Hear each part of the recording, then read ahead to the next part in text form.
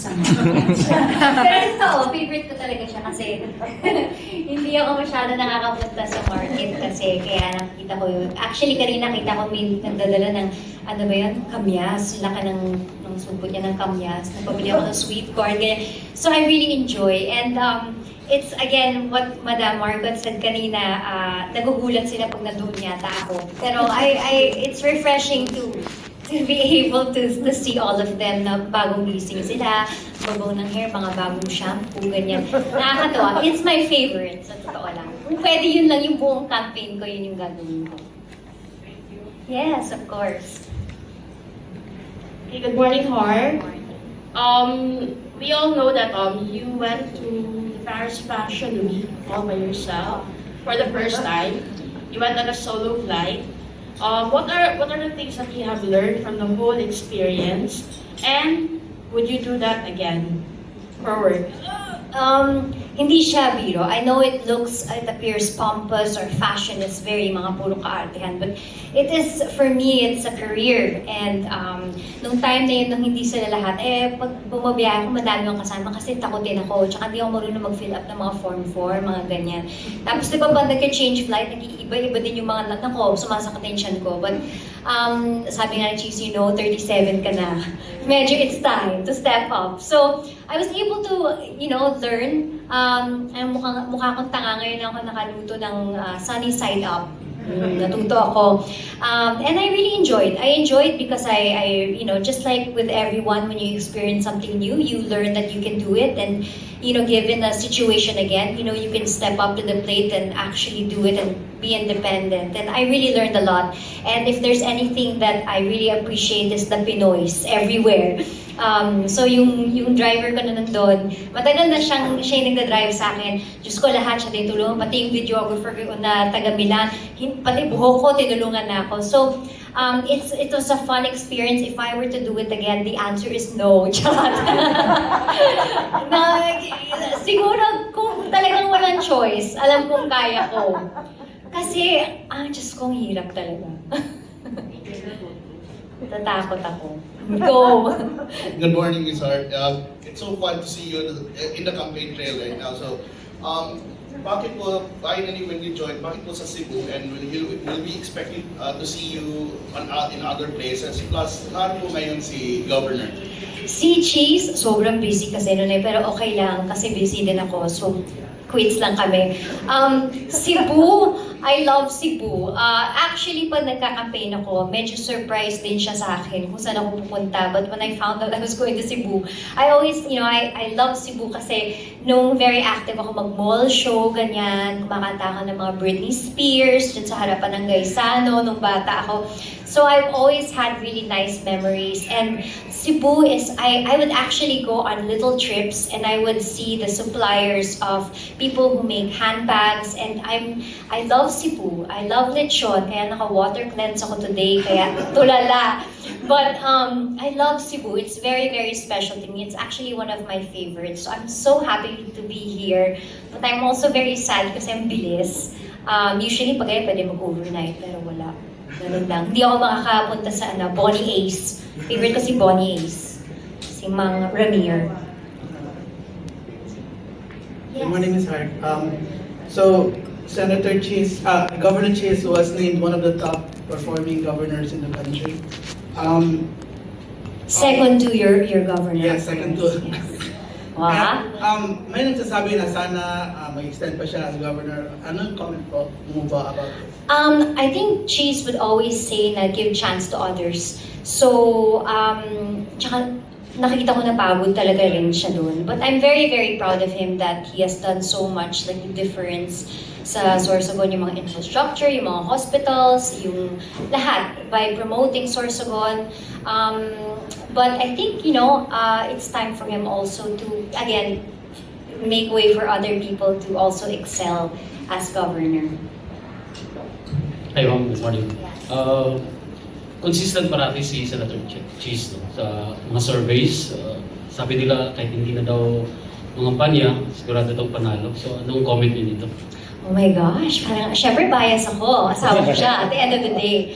But, with Chiz, as you can see, Escudero Sigurado, he has really done a lot in the past, pero nahiya din akong magbuhat ng bangko. But if there's anything siguro, he wants, sakaling mabigyan siya ng pagkakataon na bumalik sa Senado, there are a lot of things that he wants to do as well. So I hope he's given a chance. For example, should I elaborate? Number one, it would be to help the MSMEs. That makes up about 98% of the economy. So that's 98% lost jobs and 98% of jobs that will be given back. He's very, when we talk about other countries like Italy, in Italy, binibigyan sila ng subsidies na, mabigyan sila ng leeway para bayaran yung mga taxes nila ng mga 3 to 5 years, pwede lang hulug-hulugan. These are some of the things that he would like to, help out in the Senate. Meron din silang, binibigyan sila ng allowance para mabayaran din yung mga empleyado nila, and in return, tumatakbo pa rin yung economy nila. So these things he would hopefully like to apply also sa Senate. Agriculture is also one that he wants to focus on. If I'm not mistaken, my father-in-law, I never met him, but noong 80s, he was Minister of Agriculture, and it was 1.3 hectares of land na irrigated at that time. And we were actually number 1, kasabayan natin yung Thailand. And now they're number 1 in exporting, and we're number 1 in importing, which is very sad. So imagine after 35 years, it's, ang layo na, parang nasa 9 million na ata sila.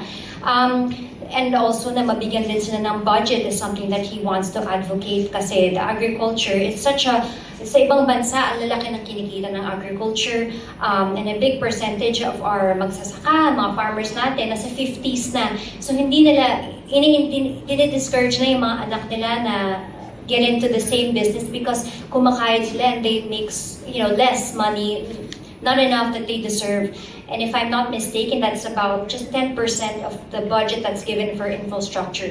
So these things that he would like to improve. I mean, I'm so proud of what he has done in Sorsogon, but I think there are other things that he can also do. He has such a great mind.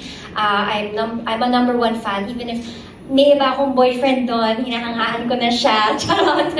Nakita ko siya dati sa La Union. And getting to know him, he has such a great mind. Another thing, he would also want to focus on tourism. Pasensya na, it's mundo ko yung fashion and everything, but I feel those are one of my winning moments whenever I talk about the Philippines.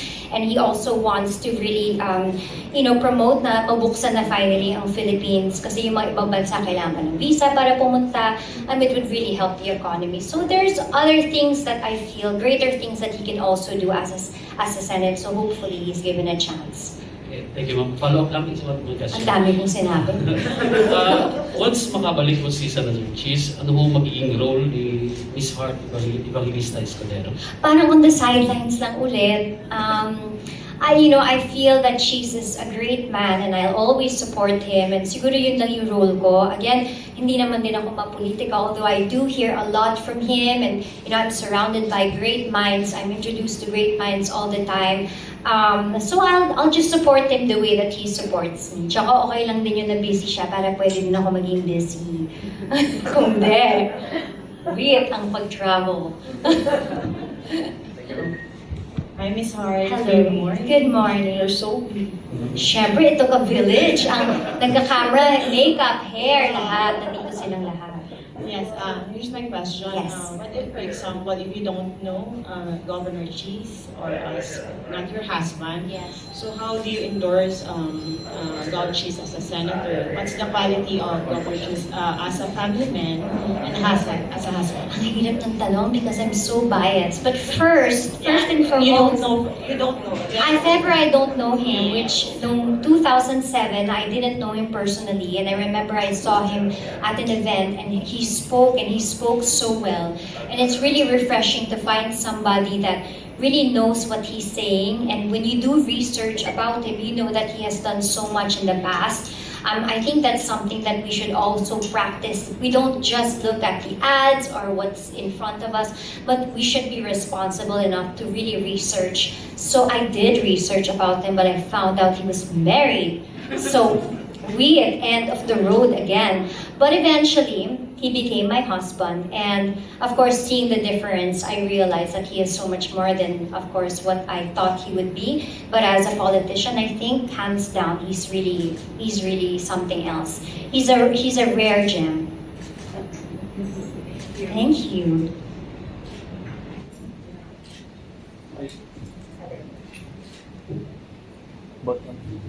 I would tag Ms. Art.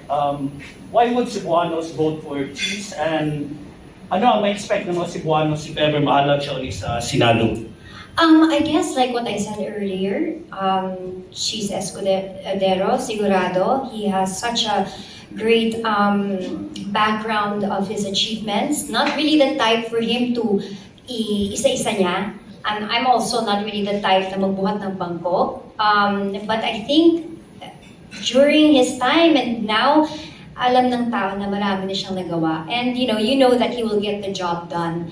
And so I feel that people are confident about Chiz, and I'm very, very proud of him kasi he's doing so well because nga sa pangalan niya.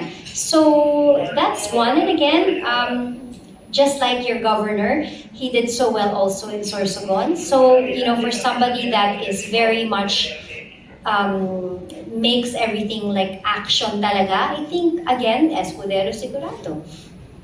Thank you. Yes. Senator Chiz is with guest candidate siya sa iba't ibang parties.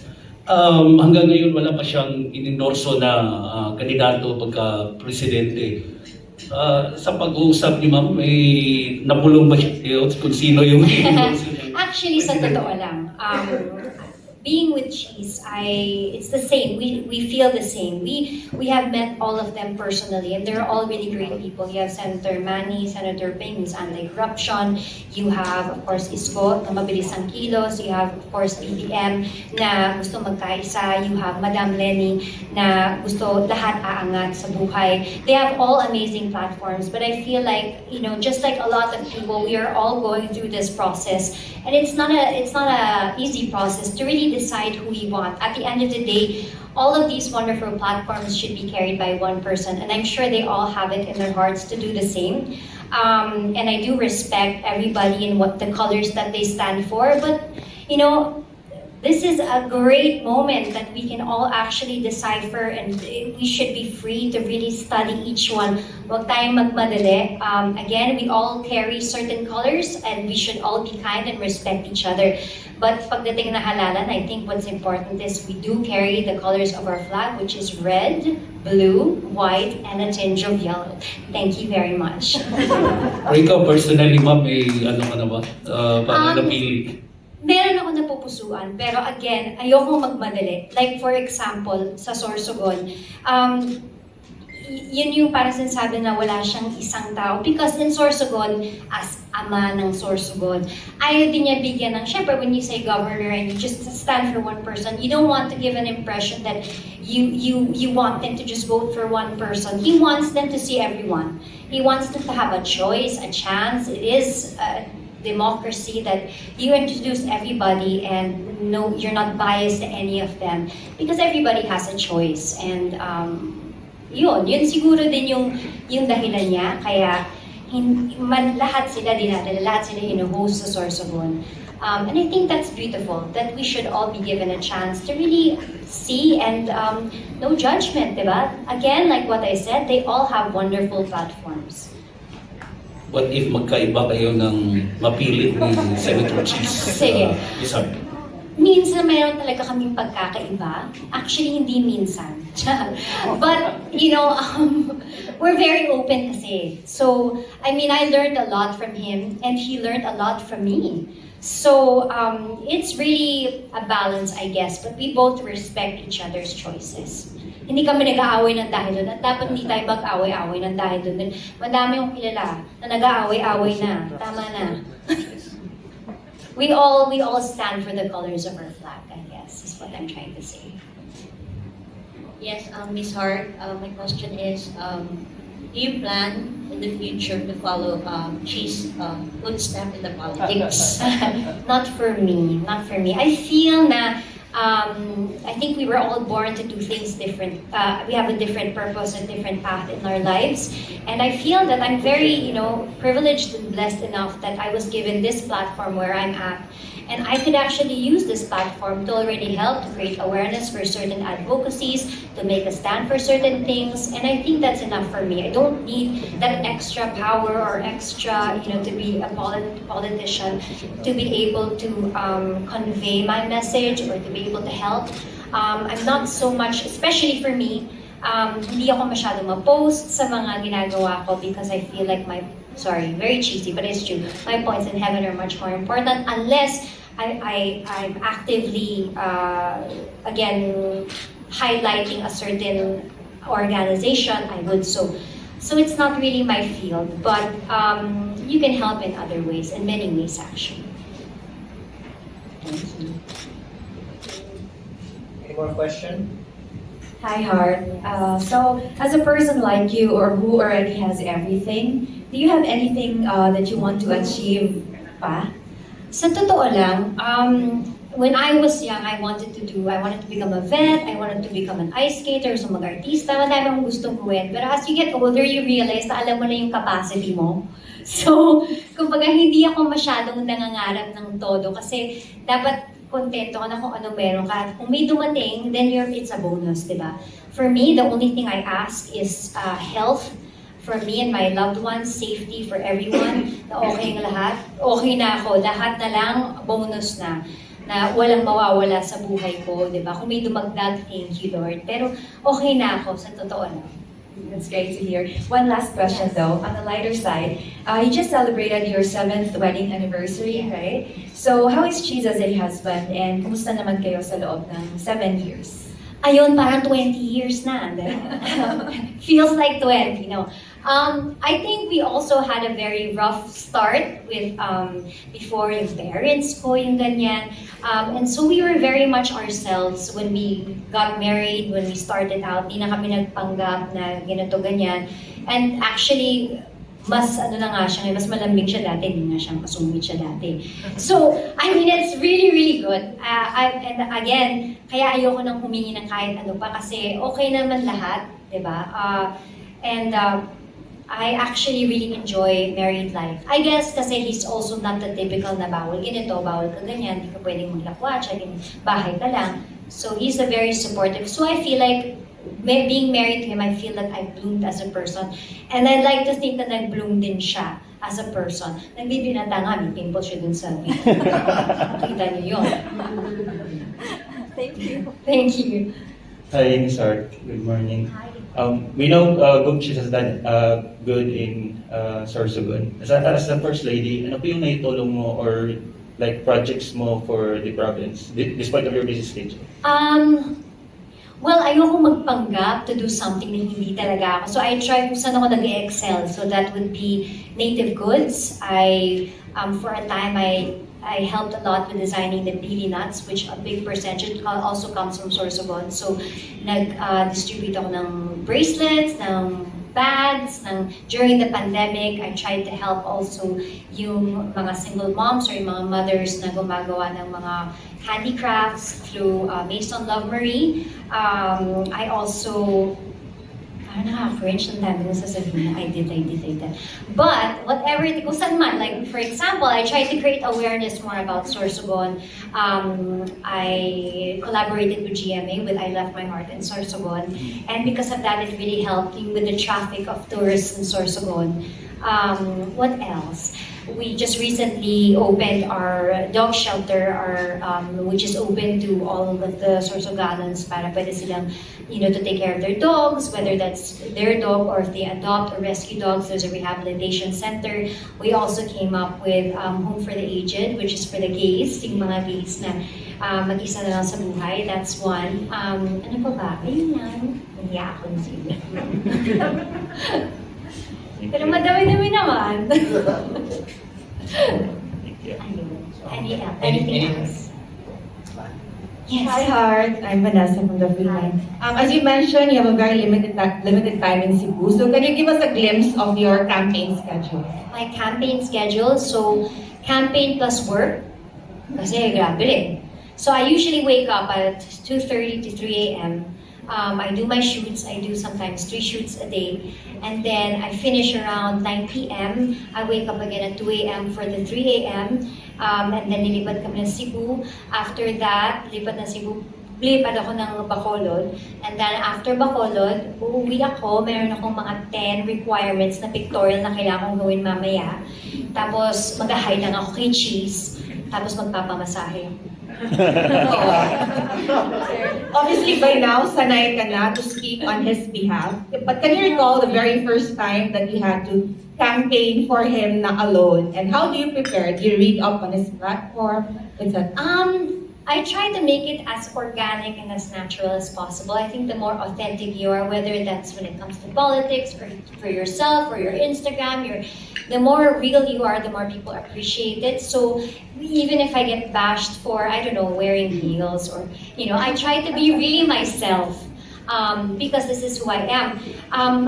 Regarding what Chiz has done, I think it's just being around him. I'm not oblivious naman of what he does. I do appreciate his hard work and I do, from time to time, look at what he does. Maraming mga papel-papel, nakikibasa ako ganyan.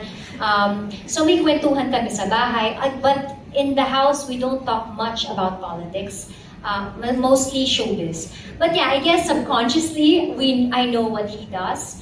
I don't research as much, but firsthand, I do see his hard work. You do live with him, so no. Yes, exactly. So alam ko lahat. Pero hindi lahat. Kasi minsan like kagabi, nasa usap na, siya. So, why, what happened? Hindi, kaya ko ba? So he doesn't really say everything.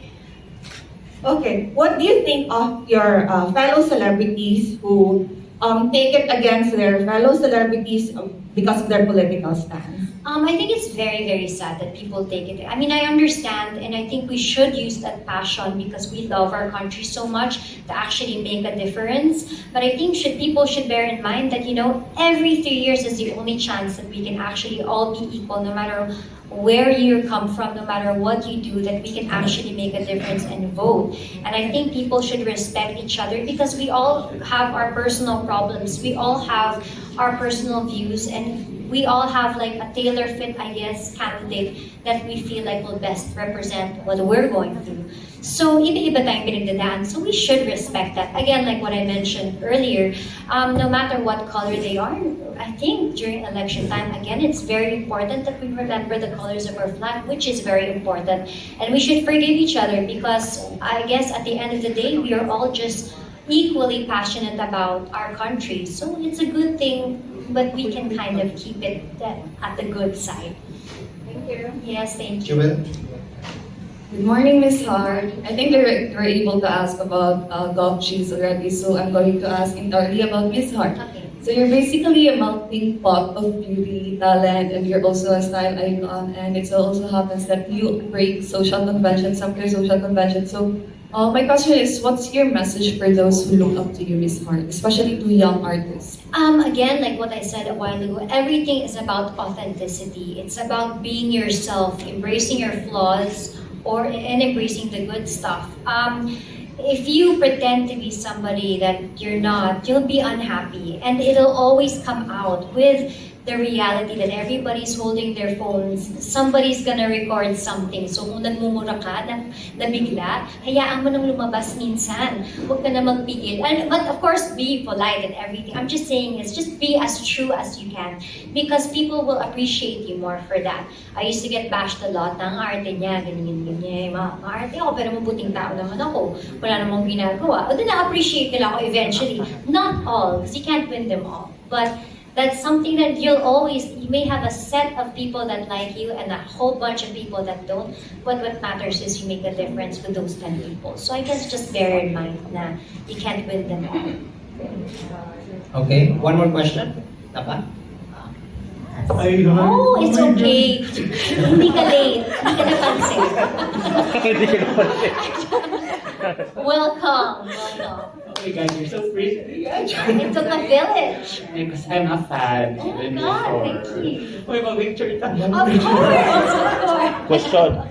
Okay, my question, Hart, is As a social media superstar, and of course, you're a very known internationally for your fashion. Ano yung aabangan namin for this year, for Heart Evangelista-Escudero? So much, thankfully, and I feel very, very great that the world is slowly really opening up for all of us. I am leaving, I think, about 3-4 times. May, June, July, and then hopefully for one of my most exciting project, hopefully by August. So I have a lot. Sana matuloy. So hindi ko muna siya sabihin, baka biglang mawala. But Jinx. I got a sense that you're gonna be a part of the Bling Empire. You? Yeah. Nice. I'll be myself, don't worry. I'll be myself if ever I do. But yeah, hindi pa ako man. Chico? Masyado ako open. What else? Anything else that you want to ask? Go! We still have time. Nasa-shock talaga ako, Heart. Anything else? Like Anything else? Yes, like Big, yes, yeah. madam. I think you were recently tagged as the Boodle Queen because most of the things that you feature in your vlogs get sold out. Does it ever have any pressure on your part that whatever you're going to show in your vlogs, it should be like Perfect. perfect Yeah. and all? And does this mean that you're going to bring in more votes for Chiz? Oh my gosh. Because of the influence? Actually, I don't know if there's any connection. I'm just here as his wife. Honestly, hindi ko alam kung may connection ba yun. Kung ano, medyo dun sa part yung oblivious ako. But pressure-wise, no, not really. Nung bata ako, napapressure ako sa ratings ng TV show, na ganyan. But again, I discovered myself as who I am. Parang kumbaga, I grew up having certain roles. And people love you because of the certain rules, but people don't love you for who you really are. So when I realized that you don't need to have everybody love you, but then you celebrate yourself as who you are, then you don't have to be pressured at all. Like for example, I wore shades in Paris. Ang totoong story nun, mag-isa nga ako, umiyak ako nung umaga kasi na-stress ako na nakalimutan na lagyan ng botones yung dress ko. So nakalabas yung ano. So naiyak ako, na-frustrate ako kasi hindi ko marunong mag-pin. So umiyak ako na magamat ako. Sabi ko na kailangan bumili ng shades. Yun yung nangyari. What's the black? Yes. Mark Garner, my friend. Nakalimutan niya. Siguro nataranta. Tapos, yun. So, I guess you just, again, embrace the moment. If you do feel pressured from time to time with the situation in front of you, you roll with the punches and you try to laugh at it. And then again, people will also find it entertaining and will laugh at it and actually maybe get inspired. So, I try not to be pressured. I just enjoy what I do. That was my favorite look on you. Thanks! Hindi mo lang alam. Iyakan ko yun. Thank you. Okay. Yes. So, ladies first. Thank you. So, Ms. Hart, do you have any plans of mentoring other people, especially with your arts, your business, your passion? Mentoring. I'm not sure if I'm at that level to mentor people. I don't know. But I recently came up with a beauty company that is like direct selling. So it also helps a lot of mothers that are stay-at-home moms that are too busy to have careers to give them income. And it's been working so far. I'm very happy to be supporting them and helping them out. But I feel now I don't know if I'm at that level to be a mentor. So hard, me again. So Yes. yeah, I'm a foodie and I saw you eat some street food recently. Yes. Pero ang question ko lang, if ever we go to Sorsogon, what can you recommend us? Oh my gosh. Okay. So I like gising-gising is one. Para siyang ginataan.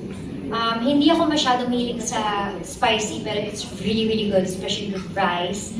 I like, oh my God, what's my favorite? Check yung ginataan na, Miss Malu, ano yung favorite ko sa gubat? Timitim is the best. Kakanin siya. Super sarap. So minsan may fresh pili on top. It's really the best. kahit malunggay pa doon, masaya na ako eh. Sa totoo lang, I eat every Saturday. So siguro yun yung mga top ko. Every Saturday lang yung day ko. Ngayon, tubig lang ako. So, kung pupunta ka lang sa Cebu, what usually do you eat? Of course, lechon. Babaunin ko pa yung lechon.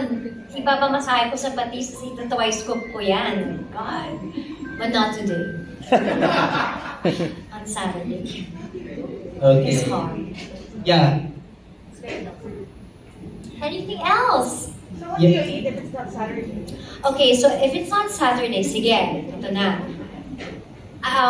But it's very healthy. So I do bone broth, which is very, very good, very healthy. It corrects your gut. So kung may acid kayo, kung meron kayong problema sa tiyan nyo, bone broth will basically pinagkulo ang buto na overnight.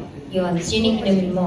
And then, I also eat 3 times a day, every day. That's all protein, so fish, chicken breast, and then on Fridays I do water cleanse, which promotes autophagy, which means cell renewal. So kinakain ng cell mo yung mga bad. And it's very, very healthy. It actually won the Nobel Prize, if I'm not mistaken, in Japan, because it also helps shrink certain cysts, tumors in the body. So may ganun din siyang side effect daw. So that's what I do every Friday. Saturday, I eat whatever I want. Red ribbon, the works, sweet corn, nagaray, everything. And then, bumili ako ng sweet corn kanina. Pero i-save ko siya sa Saturday. And then Sunday, and then Sunday, water cleanse again. This repeat edition ng ulit from Monday to Thursday. Healthy. To live long. And to, yes. Anything else? Ako. Yes, here.